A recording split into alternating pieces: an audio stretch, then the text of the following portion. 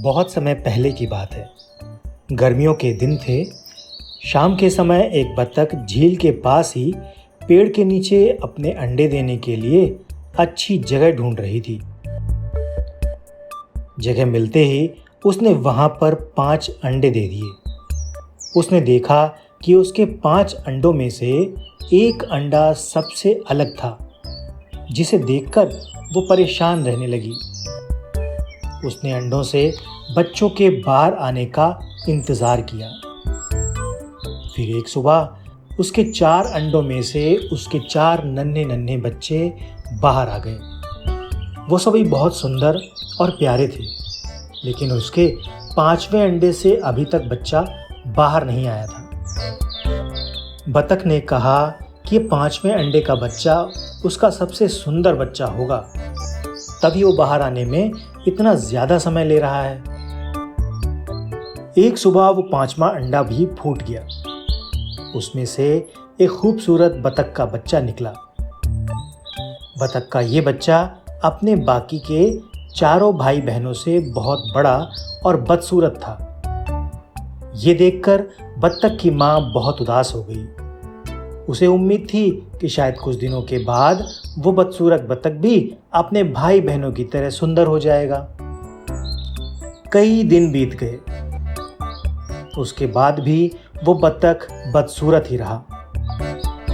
बदसूरत होने की वजह से उसके सारे भाई बहन उसका मजाक भी उड़ाते थे और कोई भी उसके साथ नहीं खेलता था। वो बदसूरत बतख का बच्चा बहुत उदास रहने लगा। एक दिन झील में अपनी परछाई देखते हुए वो बदसूरत बतख का बच्चा सोचने लगा कि अगर उसने अपने परिवार को छोड़ दिया तो वो सारे बहुत खुश हो जाएंगे। वो किसी दूसरे जंगल में चला जाएगा। यही सोचकर वो किसी घने जंगल में चला गया। जल्दी ही सर्दियों के दिन आ गए। हर तरफ बर्फ की बारिश होने लगी। बदसूरत बतख के बच्चे को ठंड लग रही थी। उसके पास खाने पीने के लिए भी कुछ नहीं था। वहां से वो एक बतख के परिवार के पास आया, लेकिन उन्होंने उसे भगा दिया। फिर वो एक मुर्गी के घर गया। मुर्गी ने भी चोंच मारकर उसे भगा दिया।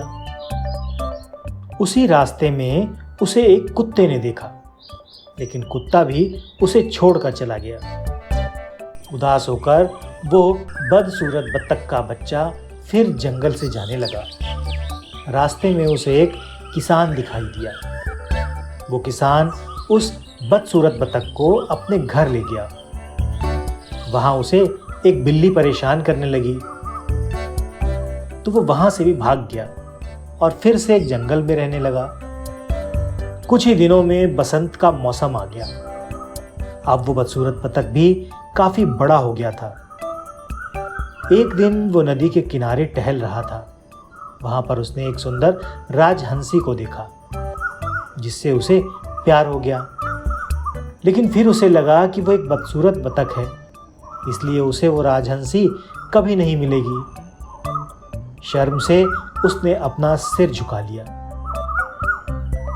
तभी उसने नदी के पानी में अपनी परछाई देखी और वो हैरान हो गया।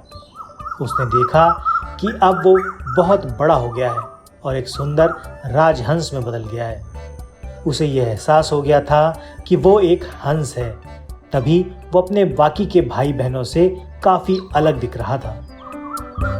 जल्द ही जो खुद को बदसूरत बतख समझता था, वो अब राजहंस बन चुका था। उस हंस ने उस हंसिनी से शादी कर ली और फिर दोनों खुशी खुशी रहने लगे। कहानी से सीख। ये कहानी हमें सिखाती है कि सही समय आने पर हर कोई अपनी सही पहचान कर सकता है। तभी वो अपने गुणों को पहचान कर अपने दुखों को दूर कर सकता है। ऐसे ही मज़ेदार वीडियो देखने के लिए हमारे चैनल को सब्सक्राइब कीजिए और बेल आइकन को क्लिक करना मत भूलिए। तो मिलते हैं ऐसे ही किसी मज़ेदार वीडियो में। तब तक के लिए बाय बाय।